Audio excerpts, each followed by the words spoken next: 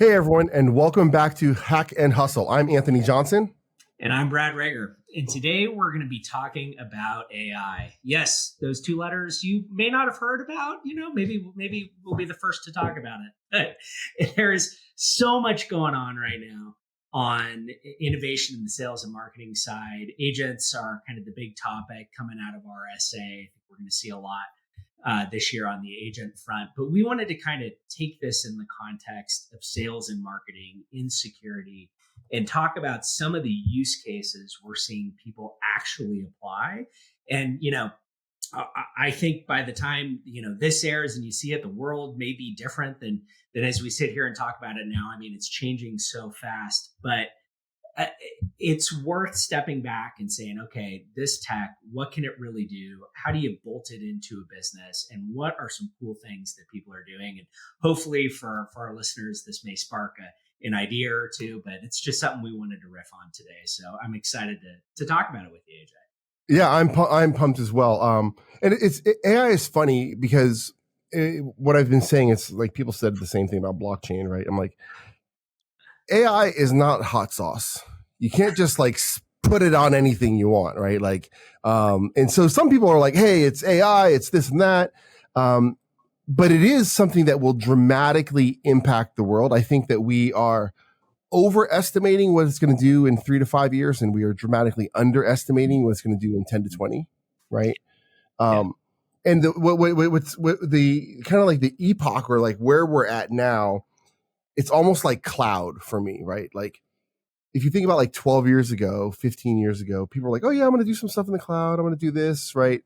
And everyone was kind of like hybrid, on-prem, doing a little bit of cloud. And then you started to see cloud first, cloud native companies come up, and they didn't have the same restrictions. Yep. They were able to Ricky Bobby go fast, right? Yeah. And I think it's going to be very, very similar with AI, right? People are, like you said, trying to bolt on, but when you're going to be a native, it's going to be wild. Well, I think it's fascinating, and I don't know that we have seen a perfect. In fact, I do know we have not seen a perfect analogy for what's coming in our lives. But I do think about. I'm old enough to remember the .com era, right? And there was this hype cycle around it at the beginning that was like, oh, this is going to change everything. And then you realize no, Pets.com or Webvan or whatever wasn't actually going to revolutionize the industry. But then you had this other wave happen where it really did happen. And it didn't happen right at the moment everybody thought it was going to happen.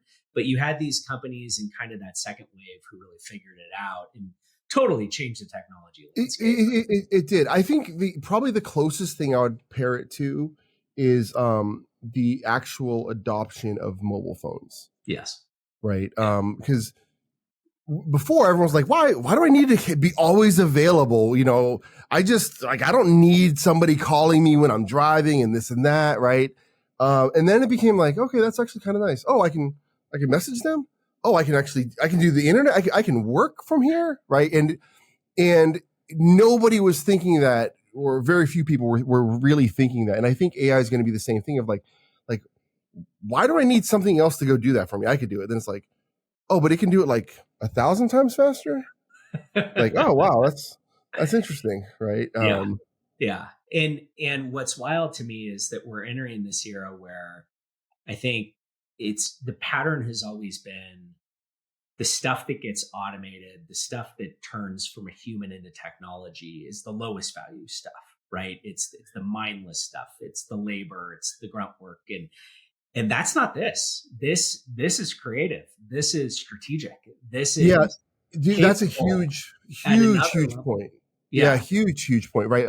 Some people think that AI, and it's almost like they think it stands for like automated like impact or something. And I'm like, no, like we've had automation, like, and there's lots of ways that we can automate things and do that. And that's great.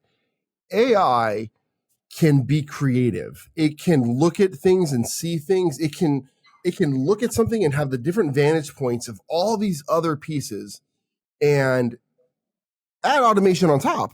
Yeah. But it's this context. Now, what I'm really, really excited about, and this is where I think tying it back to marketing teams and sales teams, right, is when you start to use RAG, so retrieval augmented generation, right? And there you're saying, hey, I've got a data set. This is all my marketing material. This is everything it's here. Yep. And this AI agent knows that way better than I'm going to be able to remember that, oh yeah, we actually have something for that. Yeah. Oh, we've got something for that too. Yep. So it could have, you as a seller, you could have every one of your use cases in RAG. Yep. And you could then ask and say, hey, I'm talking to Bob over here.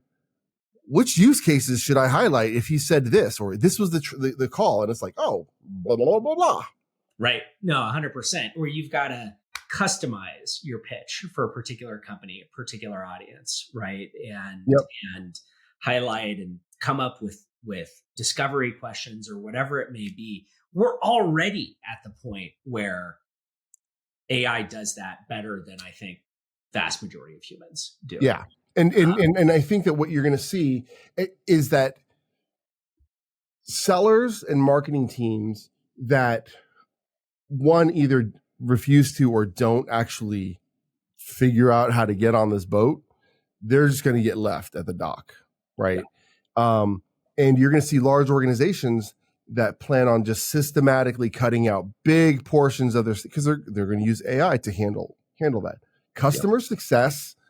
I know a large company that is currently using, I won't say which model, to learn on all of their inbound thousands of call center calls. And you're like, okay, well, it's just going to get smarter. It's like, well, listen, if it knows every call center call you've ever had and how to handle every situation, and it can dynamically respond, like this isn't press 9 for this, press 4 for this. Why do you need people to manage a call center then? Yep. Right. Like you got one thing that does that, right? It is going to be super, super fascinating. The impact, I think. Yep. 100%. And, it's like, I think about, the latest, the past 5 years of Alexa, when you have to sort of repeat the same thing 15 times in a row, it's a little bit like what dialing into a customer service call. Yeah, 100%. Right. And you're like, no, it's not that. No, it's not that. No, it's not that. But then you open up OpenAI's voice application and can have a complete and total wide ranging conversation on anything in the world with a person who sounds like a human and knows a lot more than you or I do. And it's absolutely great. I actually use AI. Not a lot of people know. So I have an AI agent trained on my email and everything, every talk I've ever done, and all the compliance frameworks that I know, right? Or that I probably still know somewhere, right? And so, like, you're still a practitioner. Yeah. Well, so right, but like, I can click a button and it will respond to an email with all the context and my voice. Like it reads like I write, like even with I put a comma in the wrong place. It puts a comma in the wrong place for me, right? Like, cause that's the cadence of how I write. And, it's funny. I was joking the other day. I'm like, maybe I should add in like a bunch of like my Star Wars references that, just random movie trivia. Cause like, that's part of my character of who I am, my persona. But I bet it would pick that up and put that in there too, right? Like Yoda says, right? Like, wise you are. Yeah, right. And it's absolutely crazy. So, okay, so we know AI is going to be a big thing. Every business is saying, "Oh, we're doing something with AI." I don't know any company that says they're not doing something with AI, right? I think you almost kind of have to say you have to. I was a consultant for long enough and I've been around enough big companies.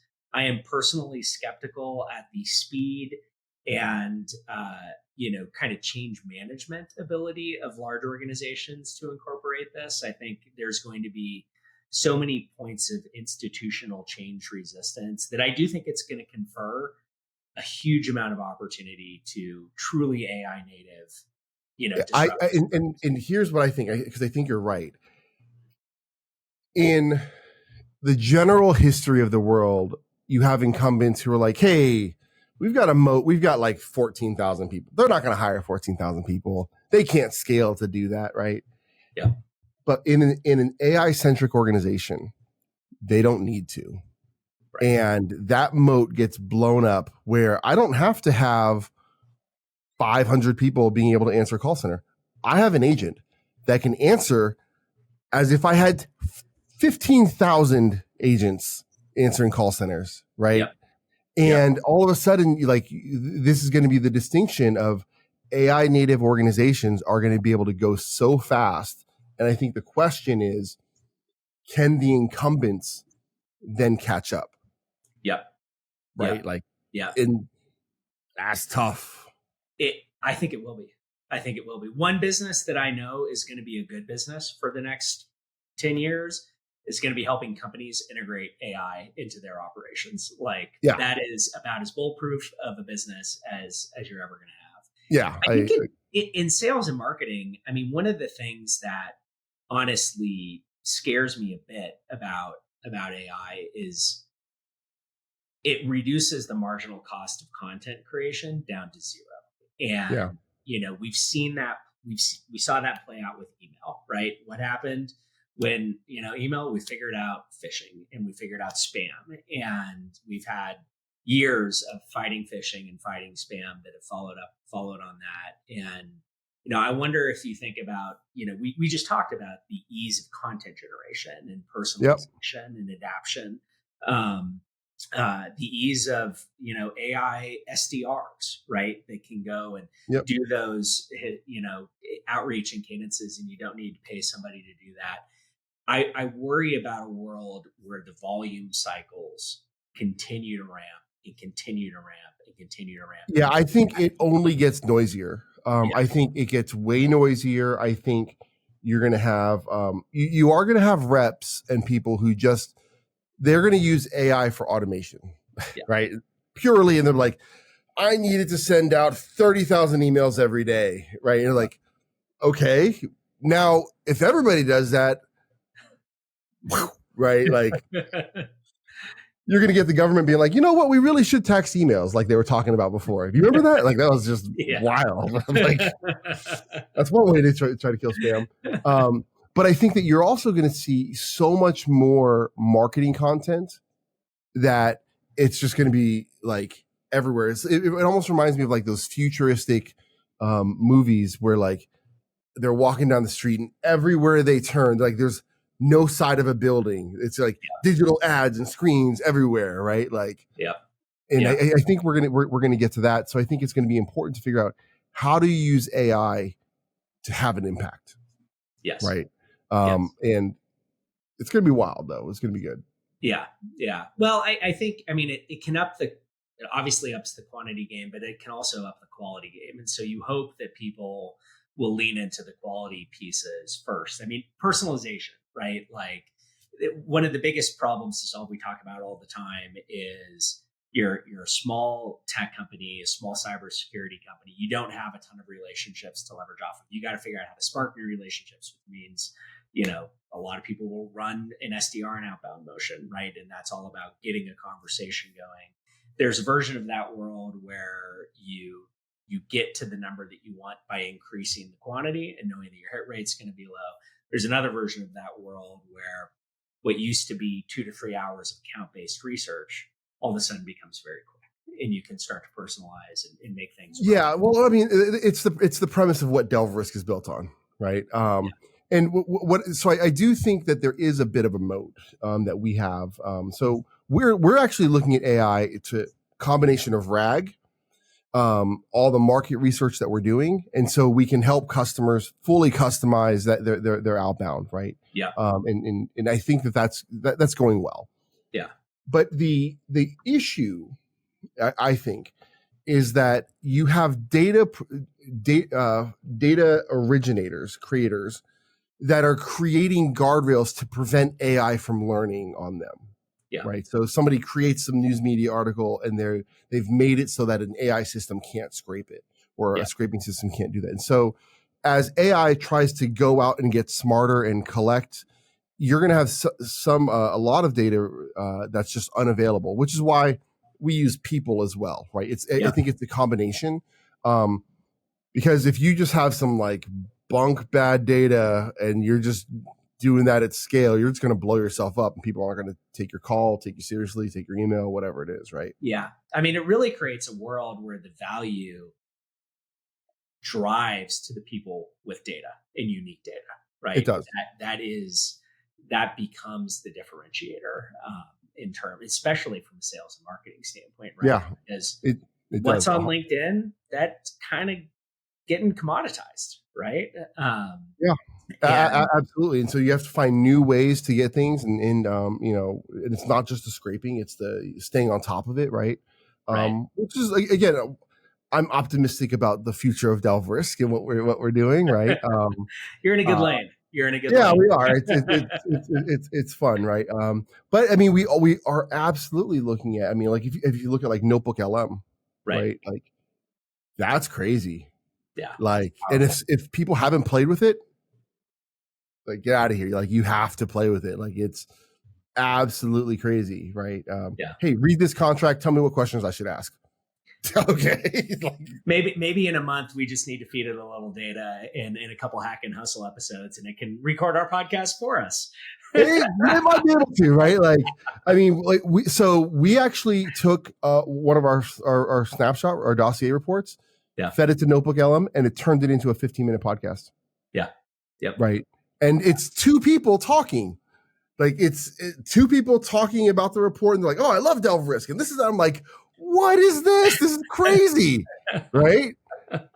So what other tech have you seen that's kind of interesting in this area that's worth folks maybe giving a look at? Any specific ideas come to mind? No, I mean, I think that so like if you were at RSA, anyone was at RSA recently, I mean, it was everybody's AI this, AI that, right? And what was kind of crazy is I saw some companies are like, "Oh, we're AI native," and I'm like, "How are you? You've been around for like 5 years, like, and suddenly you're AI native." Like we've been using machine learning, in our right. algorithm. Exactly. It's like it's like when you go buy food and you're like, it's free range. Like, okay, what does that mean, right? Like, well, they have an extra foot of space, so that's like free technically, right? Like, okay, that's not like chickens roaming acres and then free range kind of thing, right? So I think the definition of it is still being understood by people, right? Yeah. And I think that when we actually see some truly impactful use cases, they're going to pop up. Everything right now is I think leaning towards how do I automate more? How do I use AI to do this? Right? Even the security tools out there, they're like, use AI and then it'll do this, and I'm like, that's automation. Where's the AI part? Right? Like oh, but it's like automation. I'm like, no, it's artificial intelligence, man. Like there's a play here. I think we're going to see customer success, large organizations, call centers. I think you're going to start to see that in a pretty prolific way. Yeah. And then everyone's going to have to figure out how to catch up. One of the most important things I think people can do if they're in sales or marketing or just anything is start to learn prompt engineering. If you can learn how to write prompts and prompt the system appropriately, you are going to be light years ahead of anybody else. I think if this is a little bit different because it's just us chatting today, right? But I would say that would be my takeaway to tell people, like, learn prompt engineering. How about you? What's the wrap up that comes to mind for you? And you can have these tools teach you prompt engineering, right? And suggest good prompts, right? Which is its own little hack. I mean, I think there's a lot happening with things like lead scoring, content generation, customization. I don't know. It's not clear to me how much of these use case specific tools are actually better than using the paid version of Claude or ChatGPT at this point, depending on what the use case is, right? Like I think there's applications out there that create marketing copy that's tailored for a LinkedIn post or a blog or whatever. And I haven't used it enough to say with any confidence whether it's better. I can tell you I get great content out of Claude because I know how to prompt it and I know how to feed it the context, right? So I think every sales team should be pushing their internal technology operations to be able to get these tools at their disposal. And I don't think that tool is Microsoft Copilot. If I'm honest, I just haven't seen great results out of my own uses of that particular tool. But I think where we're really going to start to see magic is when we can take these engines and combine it with unique data sources and valuable data sources that actually get to things like intent, right? So there's good intent data out there, website visits and other things like that can give you a strong indication. But I also think it's a little bit like, in my recruiting days, there's a lot of AI tools out there that say, we will go find you candidates. We will engage with those candidates. We'll talk to those candidates. If you just give us a job description and we'll go find the right people, right? But it's using probably a shitty job description and a BS resume, and it's trying to match those two together. And the old tech just looked at keywords. The new tech is better at it, but there's still so much data that you don't get on a human from a resume, right? And I think you could apply that into a lot of, lead scoring type things where if you had real data on the tech stack of a company, if you knew the people that were coming in and out and you could correlate what they've bought before, where they've been, I think there's a lot of data unlocks we're going to see that when you start to put these AI models on top of it, you're going to start to get really incredible results. I think so. I think the one piece I would say though is when it comes to intent, because there are some interesting things out there on the intent vendors, right? Yeah. And they've raised a lot of money and they're doing things. Correlation is not causation. Yes. And that's a hard line to be like, well, okay, that's correlated. Okay, but is that why? No. Yes. Are you going to go dump all your money because it's correlated?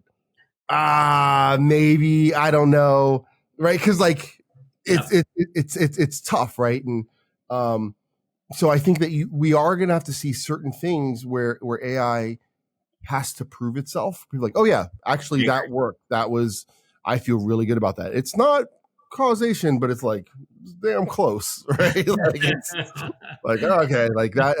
I think that's a thing. All right, Brad, this was great. I always enjoy chatting with you. Any final pieces that you want to leave people with? I think the thing is, you just have to do it. You have to engage. You cannot be afraid of it. Throw yourself into it. Read, study, learn. And it is truly an area where I think there will be a separation between those who know how to 10x their productivity with AI and those who don't. And the world that we're entering is going to separate on that pretty quickly. Yeah, 100%. I absolutely agree. Yeah. All right, that was great. All right, everyone. Hope this was helpful. That's a wrap for today, but we'll see you back here in a few weeks for more Hack and Hustle. All right. See y'all. Bye.